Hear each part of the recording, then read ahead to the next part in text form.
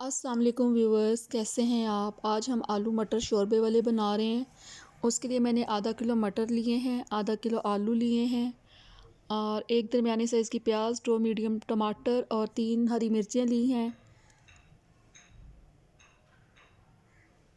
और मसालों में देखें मैंने 1.5 खाने का चम्मच लाल मिर्च, 1 खाने का चम्मच धनिया पाउडर, आधा खाने का चम्मच हल्दी, 1 खाने का चम्मच नमक और 1 खाने का चम्मच अदरक लहसुन का पेस्ट लिया है। ये एक देगची लेंगे, इसको चूल्हे के ऊपर रखेंगे, आग जलाएंगे और इसके अंदर 4 खाने के चम्मच हम घी के शामिल कर देंगे। हमारा घी जैसे ही गर्म होगा तो हम इसके अंदर कटा हुआ प्याज शामिल करेंगे।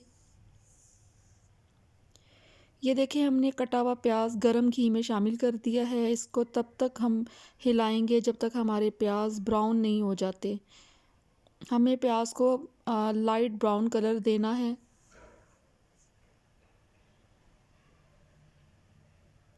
जैसे ही हमारे प्याज लाइट ब्राउन कलर के हो जाएंगे तो हम इसके अंदर 1 खाने का चम्मच अदरक लहसुन का पेस्ट शामिल कर देंगे और इसको भी भूनेंगे।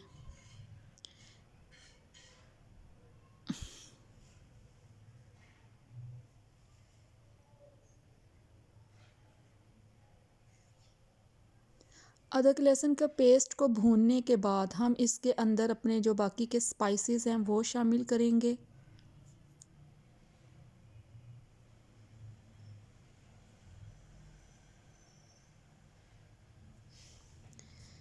स्पाइसेस में 1 खाने का चम्मच लाल मिर्च, 1 खाने का चम्मच धनिया पाउडर, आधा खाने का चम्मच हल्दी और 1 खाने का चम्मच नमक ये शामिल करें और इसको अच्छी तरह से इसकी भुनाई करें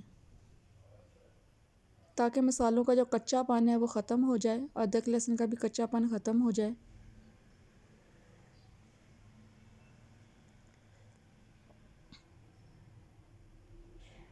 इसकी भुनाई के दौरान हम इसके अंदर थोड़ा सा पानी ऐड करेंगे ताकि हमारे जो मसाले हैं वो जल ना जाएं।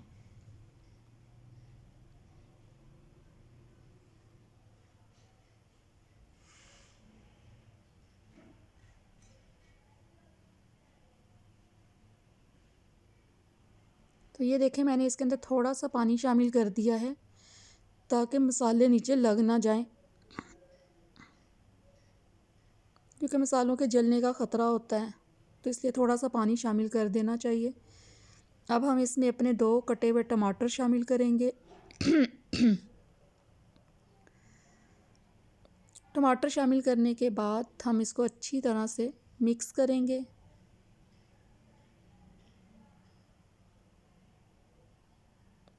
अब हम इसके अंदर आधा ग्लास पानी शामिल करके इसको अच्छी तरह से मिक्स करेंगे और इसके ऊपर ढक्कन लगाकर इसको टमाटर को गलने के लिए छोड़ देंगे ताकि मसाला अच्छी तरह से गल जाए और एक स्मूथ सा पेस्ट रेडी हो जाए।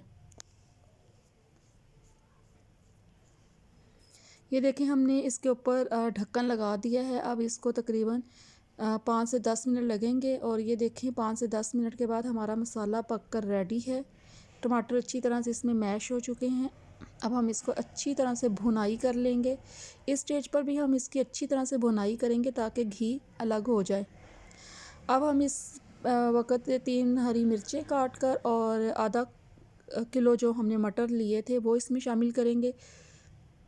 इनको अच्छी तरह से मिक्स करेंगे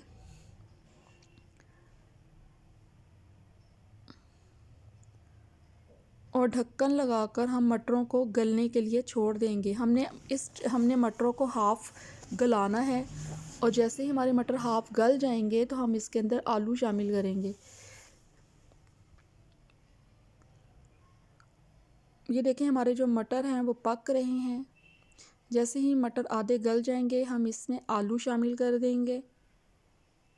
मैंने इसके अंदर आलू शामिल कर दिए हैं और इसको अच्छी तरह से मिक्स करने के बाद मैं इसके अंदर 1 गिलास पानी शामिल करूँगी और फिर इसको ढक्कन लगाए बग़ैर गलने के लिए रख दूँगी।